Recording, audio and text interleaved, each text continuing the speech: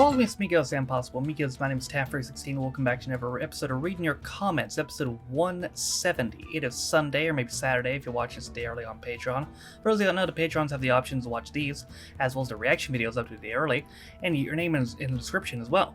But, regardless of what day you were watching this on, let's go ahead and read some comments. Will you do some more dramas, more Black Mirror, or Peaky Blinders? Yeah, well, I'm gonna do Ashes to Ashes at some point here.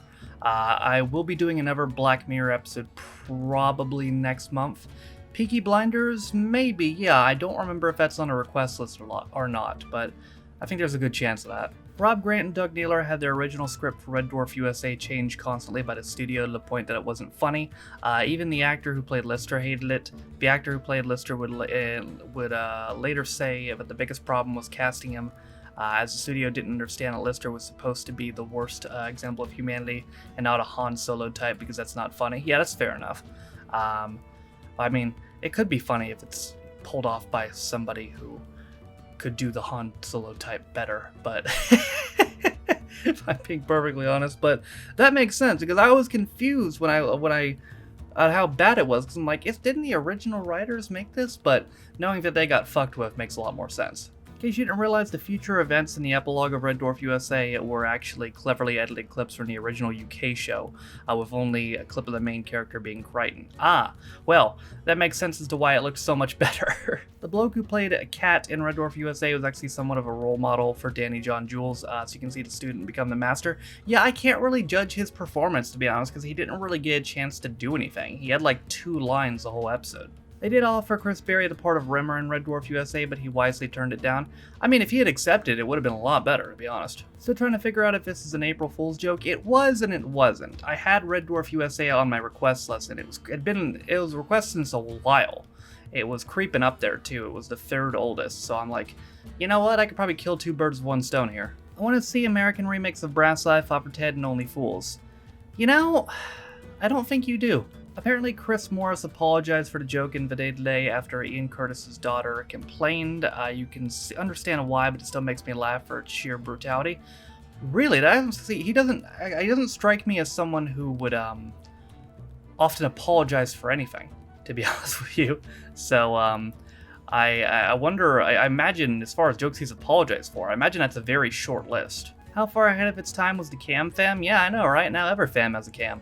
I assume the car bit in the day today was a Clarkson jibe, but really, was it like malicious? Did they have heat, or was it just like a thing between friends? If Morris and Clarkson have heat, I have not heard about that at all. Doing American watches American Psycho. You know, I might do that for the review channel. I really like that movie. If you've read the book and you haven't seen the movie, you might not like the movie, to be honest, if you've read the book before. But I loved the movie, to be honest with you. I would recommend it, personally. I would love you to continue on The Good Life, even on third party. There are many good episodes to come, especially the Margot's Christmas one. Yeah, I definitely enjoyed it a lot more than the first episode. I think it's did a really good job of settling in more. I think keeping The Good Life on YouTube with the options of watching delayed scenes on video is a perfect balance. I think the BBC are keeping some clips for the BBC Comedy Greats channel. Yeah, I think that's why I had to. I experienced that in the past with the It was Rabsy Nesbitt. I had to cut the Peter Capaldi scene out, and also I had to cut the Vivian's head scene out of the first Young Ones reaction I did. So yeah, it looks like the BBC are just claiming certain clips rather than the whole thing. So we'll see what we do. So glad you're doing more Alan Partridge. As much as I love knowing me, knowing you, I really hope you eventually do I'm Alan Partridge, that is Peak Partridge. Somebody told me that the last episode of Knowing Me, Knowing You actually ties into I'm Alan Partridge really well, so I think I'll finish that first. Damn, I forgot early Alan Partridge was transphobic. To be fair, while obviously the character himself is transphobic, I don't think the joke or the bit itself was inherently transphobic, because it did a good job establishing that Alan was definitely the bad guy in the situation. You know, it wasn't done inherently to make fun of transgender people, so, which surprised me considering it's a 90s show, but I think they actually handled it pretty well. I don't know if they'd be able to get away with it doing it nowadays, probably not, people would probably complain, but I don't think the bit itself was transphobic at all.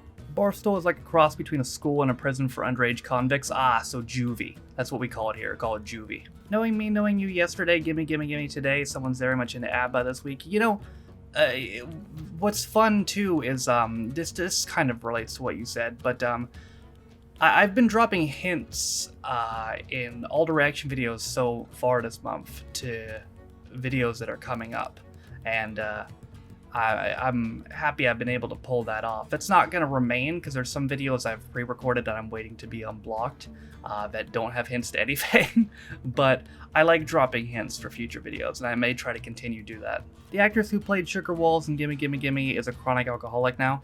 Oh, well, that's just sad, to be honest. I hope she can get her life together. I don't know if you hear the subtle difference, but the retired gentleman at the beginning of Open All Hours has a Hull accent, while Arkwright's Northern accent is a lot more broader. I didn't hear the difference, to be honest with you, but I'm not a very good judge of accents. When our queen dies next year, there'll be no broadcast TV for 3 days, so we will rely on you for good content. I don't know how to respond to that, buddy. Alright, that's going to do it for another episode of Reading Your Comments. The comments in this video were pulled from the following videos.